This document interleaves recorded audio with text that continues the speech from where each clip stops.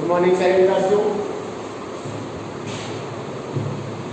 पिछली क्लास में अपन बात कर रहे थे इसकी ह्यूमन जीनोम प्रोजेक्ट। तब अपने पास जीनोम शब्द का अर्थ आ गया था एडीन गुणसूत्रों के समुच्चय को क्या कहते हैं, जीनोम कहते हैं। अब मानो में 23 प्रकार के एडीन गुणसूत्र पाए जाते हैं, उनके समुच्चय क्या कहते हैं, जीनोम कहते हैं। बाकी जो 23 गुणसूत्र उनके क्या पाया गया, वो भी है। अब ह्यूमन जीनोम प्रोजेक्ट क्या है, तब अपन ने कहा कि 1988 में संयुक्त राज्य अमेरिका के अंदर मानव जीनोम के निर्माण में भाग लेने वाले नाइट्रोजन बेस का गुणसूत्रीय डीएनए के नाइट्रोजन बेस के क्रम को ज्ञात करने के लिए एक प्रोजेक्ट वाटसन वैज्ञानिक के नेतृत्व में शुरू किया गया था, जिसे नाम दिया था ह्यूमन जीनोम प्रोजेक्ट। अब ह्यूमन जीनोम प्रोजेक्ट का वास्तविक शुभारंभ कब हुआ, सन 1990, जिसका समापन 2013 में 3 में इसके नेतृत्व में, फ्रांसिस कॉलिंस के नेतृत्व में। अब इस प्रोजेक्ट को प्रारंभ किसने किया था, तो national institute of health and energy department of संयुक्त राज्य अमेरिका ने, जिसके बाद में इसमें अनेक देश सम्मिलित होते गए प्रोजेक्ट में। वर्तमान समय में 18 देशों के 250 लेबोरेटरी इस प्रोजेक्ट पर क्या करेगा, कार्य। इस प्रोजेक्ट को शुरू करने के उद्देश्य मैंने आपको बताए थे कल। पहला उद्देश्य क्या था, मानव जीनोम के निर्माण में भाग लेने वाले नाइट्रोजन बेस के क्रम को ज्ञात करना, इन नाइट्रोजन बेस से बनने वाले जीनों की पहचान करना, जीनों के कार्य को ज्ञात करना। फिर ह्यूमन जीनोम प्रोजेक्ट से संबंधित जो डाटा प्राप्त होते हैं उन डाटा का क्या करना, कलेक्शन करना। कलेक्शन किए गए डाटा का क्या करना, एनालिसिस के लिए उस टेक्निक्स का विकास करना।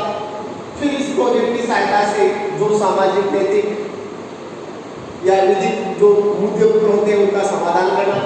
और इसके साथ साथ ह्यूमन जीनोम प्रोजेक्ट के उद्देश्य ये था कि इसके अलावा जो बायोलॉजी से संबंधित अध्ययन करने के लिए जिन एनिमल्स का उपयोग करता है उन्हें रोल मॉडल एनिमल्स कहते हैं। जैसे आपके पास ई कोलाई बैक्टीरिया या येस्ट कवक या ड्रोसोफिला या चूहा जैसे ऑर्गेनिज्म का भी क्या करना बेटा, जीनोम ज्ञात है। अब इस प्रोजेक्ट को पूरा करने के पश्चात मानव जीनोम से संबंधित क्या जानकारी प्राप्त हुई, वो क्या हुई बेटा, मानव जीनोम की विशेषताएं क्या हुई बेटा, विशेषता। अब मानव जीनोम में क्या विशेषता पाई जाती है, तब आपने क्या कहा था कि मानव जीनोम का निर्माण करने के लिए, मानव जीनोम का मतलब मानव के 23 गुणसूत्रों का निर्माण करने के लिए कितने नाइट्रोजन बेस, 2165.7 मोल या 10.10 into 10 की पावर 9 नाइट्रोजन बेस क्या करते हैं, भाग। पहले वैज्ञानिकों का अनुमान था कि मानव जीनोम में 80,000 से लेकर 1,40,000 जीन पाए गए हैं। मानव जीनोम में पहले वैज्ञानिकों का अनुमान था कि लक्षणों का नियंत्रण करने के लिए 80,000 से लेकर 1,40,000 जीन पाए जाते हैं, जो बाद में ह्यूमन जीनोम प्रोजेक्ट के द्वारा ज्ञात किया गया। और क्या पाया गया, मानव जीनोम का निर्माण करने के लिए या मानव जीनोम में कितने हजार प्रकार के था, 30,000 क्या भाग लेते हैं, जीन भाग लेते हैं। या अपन कह सकते हैं 23 गुणसूत्रों पर कितने जीन पाए जाते हैं, 30,000 जीन पाए जाते हैं। तीसरी विशेषता क्या निकल रही है, औसत रूप से, एवरेज रूप से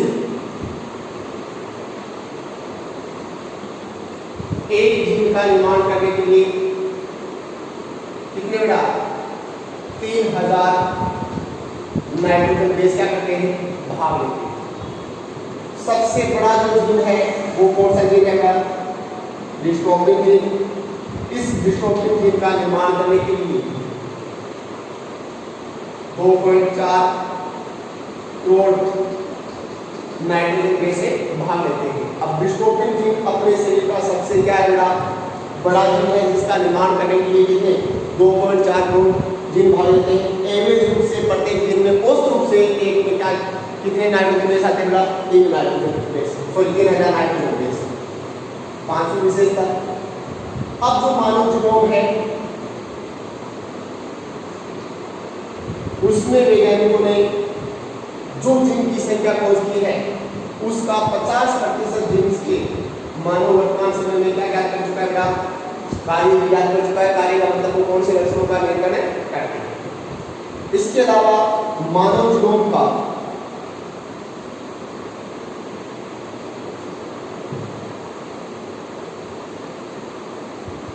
दो से भी कम प्रतिशत भाग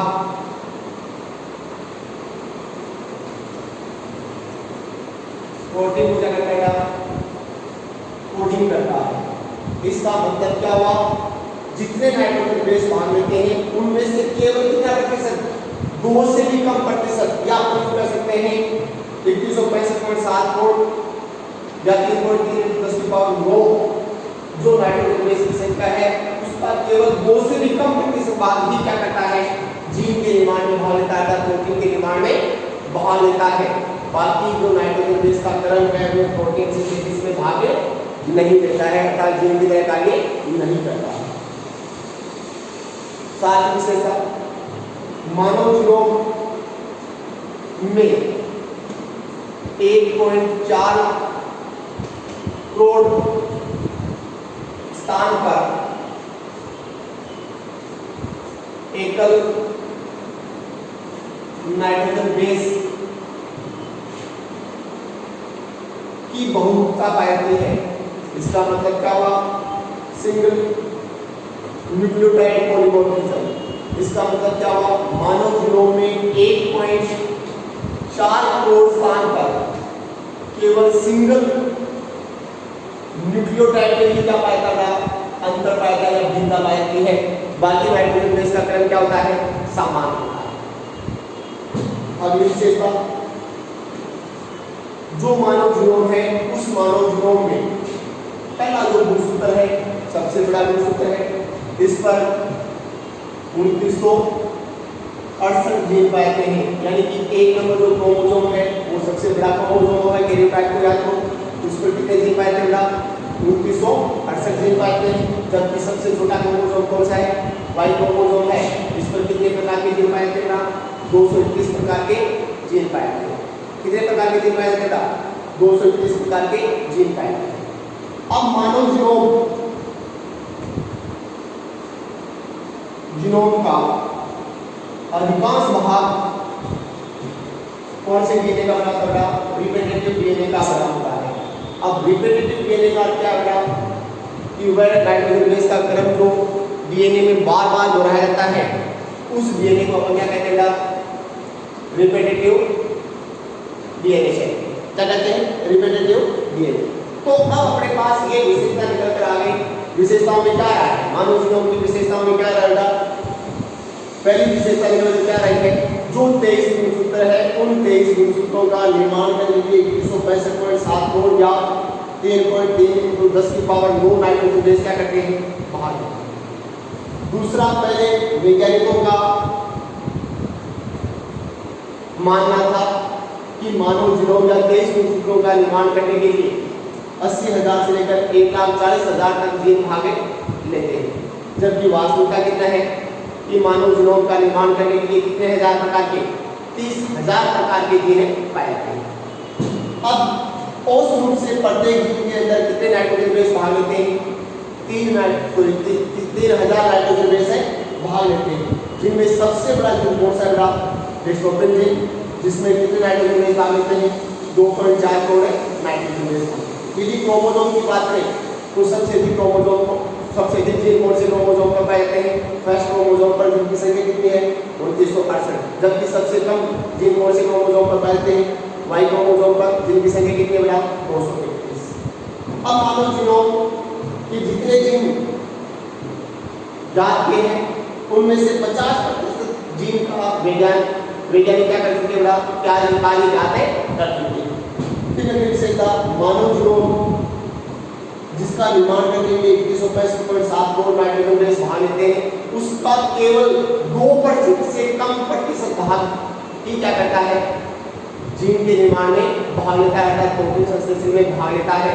बाकी जो नाइट्रोजन बेस है वो किस में भाग ले लेते हैं, प्रोटीन संश्लेषण में भाग नहीं लेते हैं। और निश्चितता मानव जीनोम में 1.4 करोड़ स्थान पर केवल सिंगल नाइट्रोजन बेस में या न्यूक्लियोटाइड में क्या पाएंगे, अंतर पाता है या बहुलता पाती है। अर्थात अपन कह सकते हैं मानव जीनोम में 1.4 करोड़ स्थान पर सिंगल न्यूक्लियोटाइड पॉलीमॉर्फिज्म या एकल न्यूक्लियोटाइड बहुलता पाई जाती है, और नाइट्रोजन बेस का सीक्वेंस क्या आएगा, समान, जबकि 1.4 करोड़ स्थान पर different nitrogen single nitrogen base से पाई जाती है।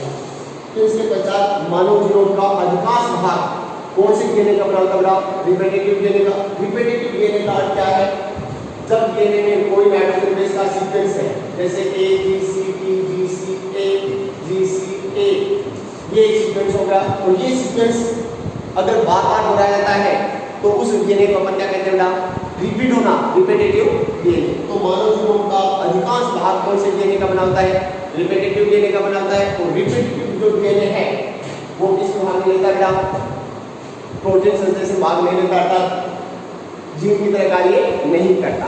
ये मानव जीनोम की क्या होगी बेटा, विशेषता। मानव जीनोम की क्या होगी, विशेषता होगी। अब मानव जीनोम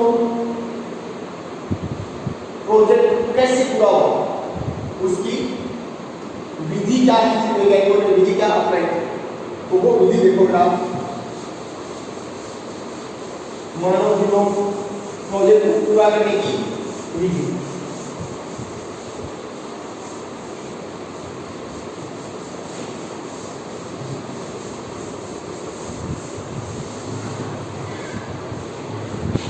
तो अगला है पॉइंट है आपके पास मानव जीनोम प्रोजेक्ट की विधि। मानव जीनोम प्रोजेक्ट की यानी कि इस प्रोजेक्ट को पूरा करने की विधि। इस प्रोजेक्ट को पूरा करने के लिए वैज्ञानिकों ने दो विधि अपनाई। फर्स्ट विधि का नाम है express sequence tense, express sequence से टेंस। दूसरी विधि का नाम है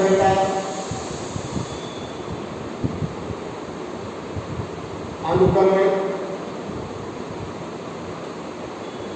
टिप्पण। एक्सप्रेस सीक्वेंस टेंस और दूसरी विधि का नाम क्या है, अनुक्रमण टिप्पण या सीक्वेंस एनाटेमस। अब एक्सप्रेस सीक्वेंस टेक्स्ट क्या है, अनुक्रमण टिप्पण क्या है, तो आप जूनियर क्लास में एक बार वापस जाओ बेटा। ये आपके पास केंद्र झिल्ली, इस केंद्र झिल्ली के अंदर की तरफ ये क्या कर रहा, क्रोमैटिन फाइबर्स। इन क्रोमैटिन फाइबर्स की बात करें अपन किसके अंदर बेटा, यूकेरियोटिक ऑर्गेनिज्म में। यूकेरियोटिक जो ऑर्गेनिज्म है उसके क्रोमैटिन फाइबर को आप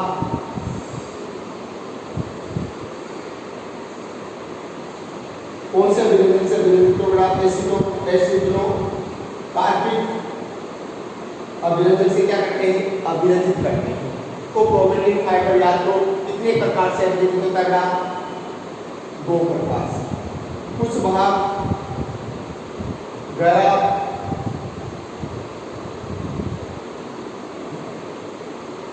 अभिव्यंजित होता है, कुछ भाग हल्का अभिव्यंजित होता है। जो भाग गहरा अभिव्यंजित होता है उस भाग को अपने यूनिट क्लास में नाम क्या देता है, हेटेरोक्रोमैटिन। और जो हल्का भाग अभिव्यंजित होता है उसे अपने नाम रखा गया यूक्रोमैटिन। याद आ रहा है? अब आपको यूनिट क्लास में ये याद होगा हेटेरोक्रोमैटिन और यूक्रोमैटिन में अंतर क्या बताया था,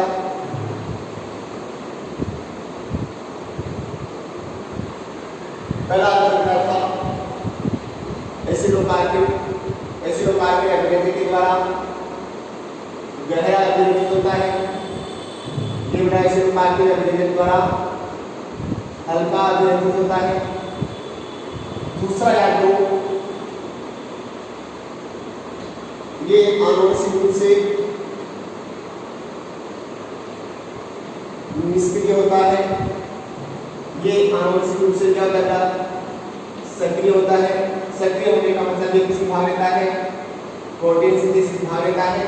ये प्रोटीन सिंथेसिस से भाग नहीं लेता। अब यूक्रोमेटिन अपने आप को प्रोटीन का सिंथेसिस करके क्या कर रहा है? अभिव्यक्त कर रहा है या एक्सप्रेस कर रहा है, जबकि ये अपने आप को एक्सप्रेस नहीं कर रहा। अब आपने यूकेरियोटिक कोशिका में कौन सी मेथड पढ़ी थी? ट्रांसक्रिप्शन मेथड पढ़ी। ट्रांसक्रिप्शन मेथड क्या थी? डीएनए पर किसका निर्माण होना बेटा? आरएनए का निर्माण क्या कराता है? ट्रांसक्रिप्शन। यूकेरियोटिक कोशिका में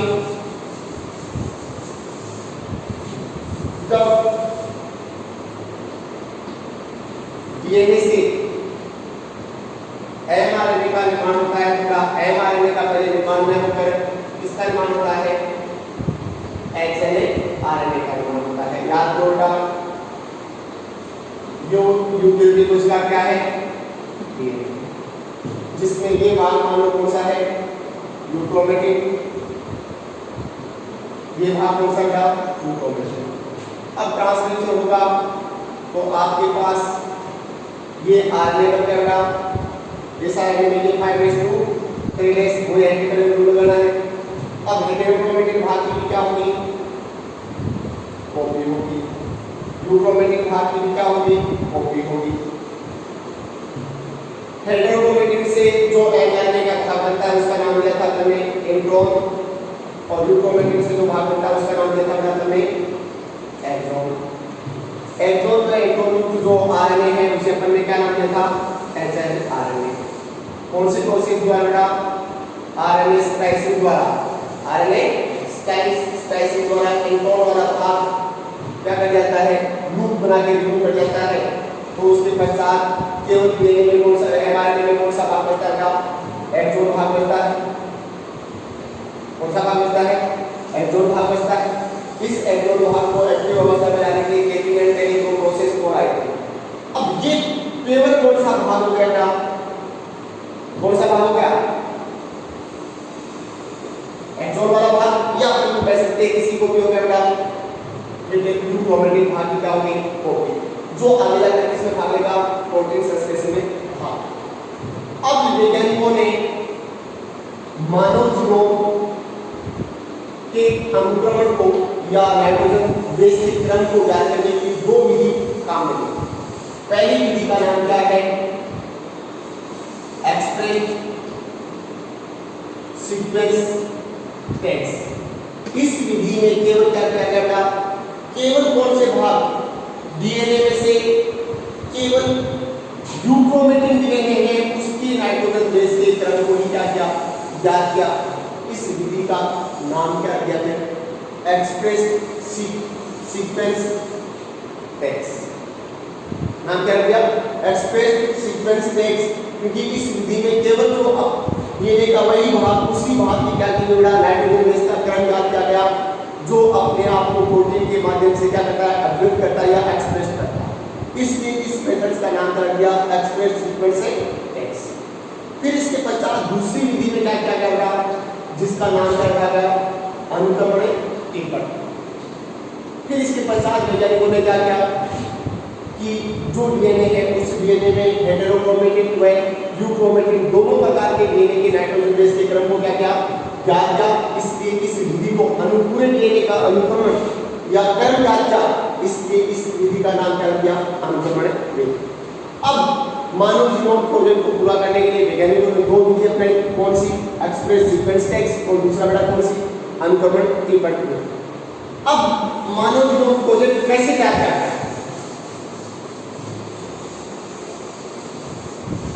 तो सबसे पहले वैज्ञानिकों ने क्या किया? जो जीनोमिक डीएनए है उस जीनोमिक डीएनए को एक साथ जीनोमिक डीएनए का एक साथ नाइट्रोजन बेस का क्रम ज्ञात करना क्या देखा गया संभव नहीं। तो उसके लिए सबसे पहले वैज्ञानिकों ने क्या किया था, जो जीनोमिक डीएनए है उस जीनोमिक डीएनए के क्या किया टुकड़े या खंड या क्या प्राप्त किया फ्रेगमेंट प्राप्त।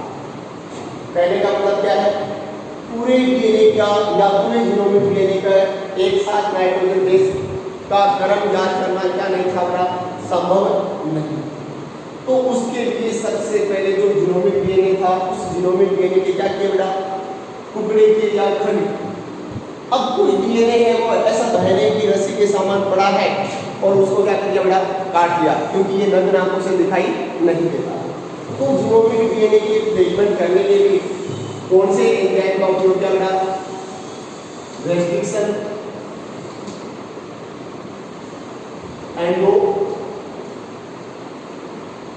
न्यूक्लियस एंजाइम का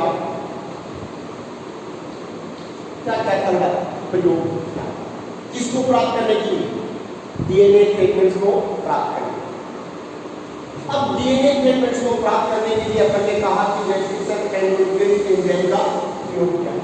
तो फिर आपके पास एक फिर नया शब्द आ गया, रेस्ट्रिक्शन एंड न्यूक्लियस एंजाइम क्या है, तो वह एंजाइम जो डीएनए में कैसे डीएनए को बना डबल स्ट्रैंड डीएनए को निश्चित नाइट्रोजन बेस के बीच से क्या करता है काटता है, उसे क्या कहते हैं रेस्ट्रिक्शन एंडोन्यूक्लियस एंजाइम या मॉलिक्यूलर स्काइजर आणविक कैंची कहते हैं। तो वह एंजाइम जो डबल स्ट्रैंड डीएनए को निश्चित नाइट्रोजन बेस के बीच क्या करता है काटता है, उसे कौन सा एंजाइम कहते हैं रेस्ट्रिक्शन एंडोन्यूक्लियस एंजाइम। ये रेस्ट्रिक्शन एंडोन्यूक्लियस एंजाइम प्राकृतिक रूप से प्रोकैरियोटिक सेल और प्रोकैरियोटिक सेल्स में किसमें पाया जाता है, बैक्टीरिया में। अब बैक्टीरिया में क्यों पाया जाता है, तो याद हो आपके पास जीएन में एक शब्द आया था बैक्टीरियोफेज, किसे कहा था अपने बैक्टीरियोफेज। बैक्टीरियोफेज किसे कहते हैं, तो वह वायरस जो बैक्टीरिया का भक्षण करता है उसे अपन क्या कहते हैं बैक्टीरियोफेज। अब ये बैक्टीरियोफेज जो वायरस है ये बैक्टीरिया में इन्फेक्शन करने के पश्चात दो प्रकार के लाइफ स्पेन को अपनाता है, जीवन चक्र को अपनाता है, जिसमें पहला शब्द था आपके पास लाइसिस। लाइसिस में क्या था याद होगा, तो ये आपके पास बैक्टीरिया था और ये उस बैक्टीरिया की सेल का क्या था गुणसूत्रीय डीएनए। ये आपके पास क्या था बैक्टीरियोफेज। अब इस कोशिका की सभी उपापचय क्रियाओं पर नियंत्रण कौन करता है, बैक्टीरिया पर बैक्टीरिया की उपापचय क्रियाओं पर नियंत्रण करने का कार्य कौन करता है, डीएनए। कौन करता है, डीएनए। अब ये बैक्टीरियोफेज वायरस है, इस वायरस का ये डीएनए किसमें प्रवेश कर जाएगा, बैक्टीरियल सेल में प्रवेश कर जाएगा। बैक्टीरियल सेल में प्रवेश करने के पश्चात बैक्टीरियोफेज डीएनए क्या करेगा, जो वायरस का डीएनए है वो वायरस डीएनए क्या कर देगा, डिस्ट्रॉय कर देगा, जिसके कारण उस कोशिका की उपापचय क्रियाओं पर किसका नियंत्रण हो जाएगा, किसका नियंत्रण हो जाएगा, वायरल डीएनए का हो जाएगा। किसका हो जाएगा, वायरल डीएनए का। और वायरल डीएनए का नियंत्रण होते ही वायरल डीएनए क्या करेगा, उस बैक्टीरियल सेल की उपापचय क्रियाओं का उपयोग करके अपने नंबर्स में क्या करेगा, इंक्रीज करेगा। क्योंकि याद करो वायरस तभी सजीव के लक्षण दर्शाता है जब वो किसी परपोषी कोशिका में क्या कर लेता है, प्रवेश कर लेता है, अन्यथा उसमें सजीवता के लक्षण नहीं पाएगा। अब इस कंडीशन में जीवन यापन करने के अवसर किसको ज्यादा दिख रहे हैं, दिखाई दे रहे हैं आपको, वायरस को, बैक्टीरियोफेज को या बैक्टीरिया को। तो इस कंडीशन में किसको जीवन यापन के अवसर ज्यादा मिल रहे हैं, बैक्टीरिया को। लेकिन प्रकृति ने प्रत्येक जीव को अपने परजीवी से बचने के लिए क्या जुड़ा, सुरक्षा प्रणाली। जैसे अपने पास अपने शरीर में भी अनेक प्रकार के बैक्टीरिया या वायरस बॉडी में क्या करते रहते हैं, प्रवेश करते रहते हैं, लेकिन उनसे सुरक्षा करने के लिए अपने पास इम्यून सिस्टम पाता है, एंटीबॉडी बनती है या विशेष प्रकार की सेल्स बनती है जो रोग कारण क्या कर देते हैं, नष्ट कर देते हैं। तो इसी प्रकार प्रकृति के अंदर प्रत्येक जीव को अपने परजीवी से बचने के लिए क्या दी गई है? सुरक्षा प्रणाली दी गई है। तो इसी प्रकार बैक्टीरिया के अंदर भी किससे बचने के लिए? बैक्टीरियोफेज से बचने के लिए एक सुरक्षा प्रणाली के रूप में उनके अंदर प्रकृति ने इसका निर्माण किया, रेस्ट्रिक्शन एंडोन्यूक्लियेज एंजाइम का निर्माण। इसका निर्माण क्या है? रेस्ट्रिक्शन एंडोन्यूक्लियेज एंजाइम का क्या है? निर्माण। अब ये रेस्ट्रिक्शन एंडोन्यूक्लियेज एंजाइम किसके अंदर आता है? बैक्टीरियल सेल के अंदर आता है। जैसे ही वायरस का डीएनए किसमें प्रवेश करेगा? बैक्टीरियल सेल में प्रवेश करेगा, तो ये जो रेस्ट्रिक्शन एंडोन्यूक्लियेज एंजाइम है वो वायरल डीएनए को क्या कर देता है? काट देता है, या उसके क्या कर देता है? टुकड़े कर देता है। टुकड़े होने के कारण वायरल डीएनए बैक्टीरियल डीएनए को डिस्ट्रॉय नहीं कर पाता है, और बैक्टीरियल डीएनए को डिस्ट्रॉय नहीं कर पाने के कारण वो बैक्टीरिया आसानी से क्या करता है? सर्वाइवल करता है। तो यहाँ जो बैक्टीरिया है उसके अंदर रेस्ट्रिक्शन एंडोन्यूक्लियेज एंजाइम का पाया जाना क्या है? बैक्टीरिया की एक प्रकार की क्या है? रोग प्रतिरोधक क्षमता है, जिसके सहायता से वो किससे बच सकता है? बैक्टीरियोफेज से क्या कर सकता है? बच सकता है। वैज्ञानिकों ने क्या किया? उस रेस्ट्रिक्शन या बैक्टीरिया में पाए जाने वाले रेस्ट्रिक्शन एंडोन्यूक्लियेज एंजाइम को क्या कर दिया? पृथक कर दिया। वैज्ञानिकों ने क्या किया? बैक्टीरियल सेल के अंदर पाए जाने वाले रेस्ट्रिक्शन एंडोन्यूक्लियेज एंजाइम को क्या कर दिया? पृथक कर दिया। अब क्या काम हम करें कि संपूर्ण जीनोमिक डीएनए का, संपूर्ण जीनोमिक डीएनए का एक साथ सीक्वेंस ज्ञात करना क्या नहीं है? संभव नहीं है। तो उसके लिए सबसे पहले वैज्ञानिकों ने क्या किया कि जो डीएनए है उस डीएनए के साथ किसकी क्रिया कराई? रेस्ट्रिक्शन एंडोन्यूक्लियेज एंजाइम, अर्थात डीएनए को किससे ट्रीट किया? Restriction endonuclease enzyme. अब ये जो बड़ा मॉलिक्यूल क्या था? जीनोमिक डीएनए था।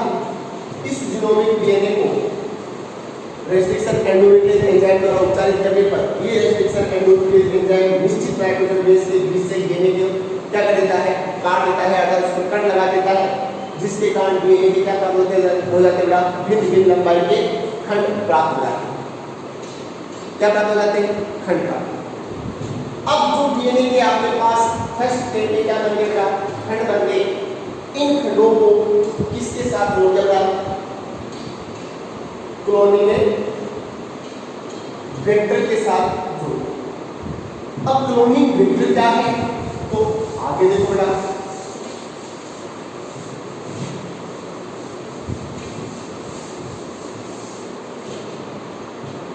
क्लोन का क्या था? तो सामान्य शब्दों में मतलब क्लोन किसके लिए काम लेते हैं? जब कोई जीव आनुवंशिकी व आकारिक रूप से अपने जनक के क्या होता है बेटा? समान होता है, तो उसे अपन उसका क्या कहते हैं? क्लोन कहते हैं। जब कोई जीव आनुवंशिक रूप से व आकारिक रूप से अपने पूर्वज या जनक के क्या होता है? समान होता है, तो उसे अपन क्या कहते हैं? जनक। सामान्यतः एलियन जन्म के द्वारा जो संतान उत्पन्न होती है वो आनुवंशिक रूप से व आकारिक रूप से अपने जनक के क्या होती है? समान होती है। इसलिए एलियन जन्म के द्वारा जो संतान उत्पन्न होती है उसे अपन क्या उसका क्या कहते हैं? क्लोन कहते हैं। और इसीलिए एलियन जन्म को दूसरा नाम देते हैं क्लोनिंग। इस प्रोसेस क्या कहते हैं? क्लोनिंग। अब दूसरी बात अपन क्या करेगा कि जो डीएनए के आपके पास मानव जीनोम के डीएनए के क्या प्राप्त हुए? वैज्ञानिकों के पास से फ्रेगमेंट्स प्राप्त। इन फ्रेगमेंट्स को किसके साथ जोड़ दिया? क्लोनिंग वेक्टर के साथ। किसके साथ जोड़ दिया? Cloning vector. अब क्लोनिंग वेक्टर क्या है? तो क्लोनिंग वेक्टर का अर्थ है वह डीएनए, इसका मतलब क्लोनिंग वेक्टर भी क्या है? डीएनए। ये पूरी डिटेल स्टडी अपन किस पे पढ़ेंगे बेटा? बायोटेक्नोलॉजी में पढ़ेंगे। पूरा जब पूरा आपने चैप्टर चलेंगे रेस्ट्रिक्शन एंडोन्यूक्लियेज एंजाइम क्या है, उसका नामकरण कैसे क्या है, कितने प्रकार के रेस्ट्रिक्शन एंडोन्यूक्लियेज प्राप्त हो चुके हैं, कौन सा रेस्ट्रिक्शन एंडोन्यूक्लियेज कौन से एंजाइम नाइट्रोजन बेस के बीच में कट लगाता है, ये सारा पार्ट कहाँ है? या क्लोनिंग वेक्टर क्या है, क्लोनिंग वेक्टर का उपयोग किस प्रकार करते हैं, उसकी क्या विशेषता होती है, ये सारा बायोटेक्नोलॉजी में पढ़ेंगे। लेकिन थोड़ा सा यहाँ उसके बिना अपन ध्यान नहीं कर सकते। तो जो डीएनए के फ्रेगमेंट्स प्राप्त हुए उनको किसके साथ जोड़ते हैं? Cloning vector. क्लोनिंग वेक्टर में डीएनए है इसका मतलब क्लोनिंग वेक्टर की संख्या है डीएनए है जो कौन सी डीएनए को बेटा विजातीय डीएनए को मतलब दूसरे किसी जीव के डीएनए को किसमें ट्रांसफर करता है बेटा होस्ट सेल या प्रकोष्ठी कोशिका में क्या करता है ट्रांसफर करता है उसे अपन क्या कहते हैं बेटा क्लोनिंग वेक्टर। अब ये मान लो कि क्या है बेटा क्लोनिंग वेक्टर है यानी ये भी डीएनए है और इसके साथ अपन ने किसको जोड़ दिया डीएनए के जीनोमिक डीएनए के फ्रेगमेंट्स को जोड़ दिया। अब ये क्लोनिंग वेक्टर को ट्रांसफर किया अपन ने होस्ट सेल के अंदर किसके अंदर बेटा होस्ट सेल के अंदर। होस्ट सेल क्या है वो आगे आएगा समझ में मतलब किसी कोशिका में या बैक्टीरियल सेल में अपन ने क्या कर दिया ट्रांसफर कर दिया। अब ये बैक्टीरियल सेल के अंदर क्या पहुंच गया क्लोनिंग वेक्टर वाला डीएनए पहुंच गया और साथ में जो मानव जीनोम का डीएनए का फ्रेगमेंट्स है उसको अपन ने जोड़ दिया और उसी किसमें ट्रांसफर कर दिया होस्ट सेल में। इस होस्ट सेल को किसमें डाल के बेटा कल्चर मीडियम में डाल दिया। अब कल्चर मीडियम क्या है बेटा तो वह कृत्रिम मिश्रण जिसमें किसी कोशिका के विभाजन होने के लिए आवश्यक सभी प्रकार के पोषक तत्व उपस्थित होते हैं उसे अपन क्या कहते हैं संवर्धन माध्यम। ये सारा खेल लेबोरेटरी के अंदर होता है ऐसे नहीं कि अपन बैठे यहाँ अपन ऐसे कर रहे हैं। लेबोरेटरी के अंदर जहाँ सारी कंडीशन एनवायरमेंटल कंडीशन मानव द्वारा निर्मित होती है मानव कंट्रोल में होती है वहाँ क्या है। अब अपन ने कहा कि मानव की होस्ट सेल के रूप में अपन ने किसको काम किया था ई कोलाई सेल को काम किया और उसके अंदर क्या डाल दिया क्लोनिंग वेक्टर के साथ क्या जुड़ा हुआ डीएनए का फ्रेगमेंट जुड़ा हुआ है। अब क्लोनिंग वेक्टर युक्त जो ये होस्ट सेल है या ई कोलाई सेल है वो संवर्धन माध्यम में पोषक पदार्थों को प्राप्त करके एक सेल से कितने सेल्स बनाएगी बेटा 2 सेल बनाएगी। एक सेल से कितनी सेल बनाएगी 2 सेल और दोनों सेल्स में क्या पहुंचेगा बेटा क्लोनिंग वेक्टर किसके साथ डीएनए फ्रेगमेंट्स के साथ। इसका मतलब डीएनए उस डीएनए फ्रेगमेंट्स के एक से कितने भाग बन गया एक कॉपी और बन गया। इसका मतलब ये यहाँ पे पहुंच गया यहाँ पहुंच गया। इसका मतलब उस विजातीय डीएनए या मानव जीनोम के डीएनए की क्या होगा कॉपियों में या उसका क्या कर दिया क्लोन हो गया। इन क्लोन को वैज्ञानिक क्या करेंगे बेटा पता कर लेते हैं। इस प्रकार जितने फ्रेगमेंट्स हुए उनको क्लोनिंग वेक्टर के साथ उनका क्या कर दी जाती है डीएनए की क्लोनिंग कर दी जाती है डीएनए पर डीएनए की कॉपी कर दी जाती है। अब डीएनए पर डीएनए की कॉपी करने के पश्चात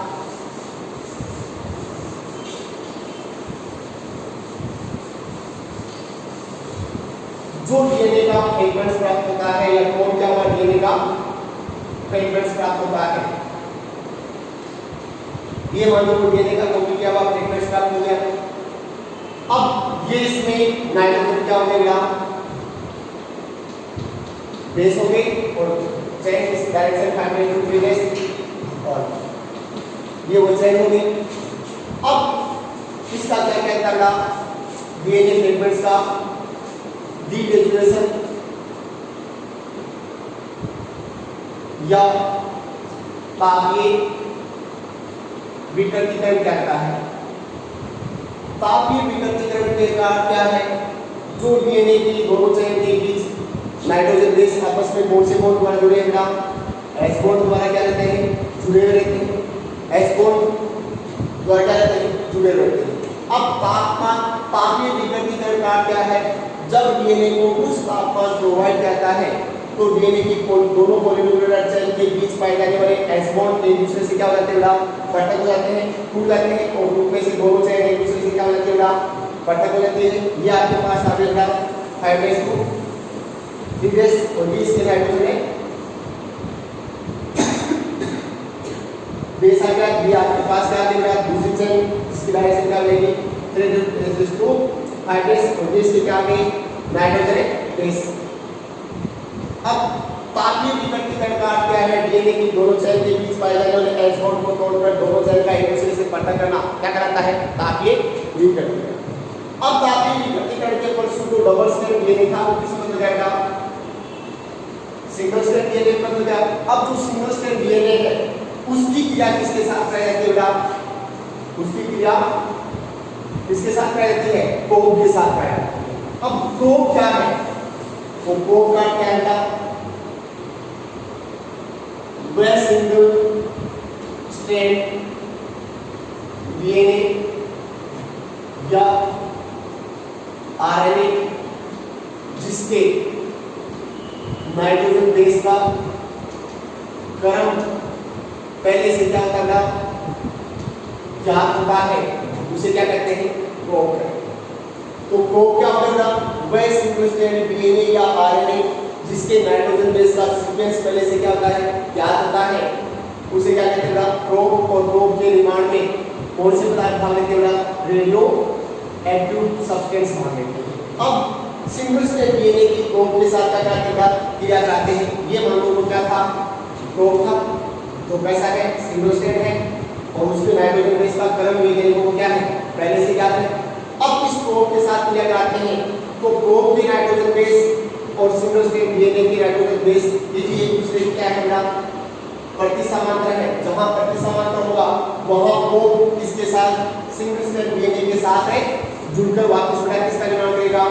डबल स्ट्रैंड डीएनए का निर्माण करेगा, जिसको अपन कौन सा डीएनए कहते हैं? हाइब्रिड डीएनए कहते हैं। कौन सा डीएनए कहते हैं? Hybrid DNA. अब हाइब्रिड डीएनए में एक संख्या तो किसकी आ रही है? मानव जीनोम की संख्या आ रही है और एक संख्या कौन सी बेटा? प्रोब वाली। और प्रोब के नाइट्रोजन बेस का क्रम पहले से क्या ज्ञात है, तो प्रोब जिस डीएनए के एलिमेंट्स के साथ क्या बनाएगा? एच बॉन्ड द्वारा जुड़कर डबल स्ट्रैंड डीएनए का निर्माण करेगा। उसका प्रति समांतर ऋण लगाकर उस डीएनए के एलिमेंट्स का क्या ज्ञात कर सकते हैं वैज्ञानिक? नाइट्रोजन बेस का क्रम क्या कर लेते हैं? ज्ञात कर लेते हैं। इस प्रकार वैज्ञानिकों ने पूरे डीएनए के फ्रेगमेंट्स प्राप्त करके उनके नाइट्रोजन बेस का प्रोब की सहायता से क्या किया? सीक्वेंस ज्ञात किया। और सीक्वेंस ज्ञात करना ही तो उद्देश्य किसका था बेटा?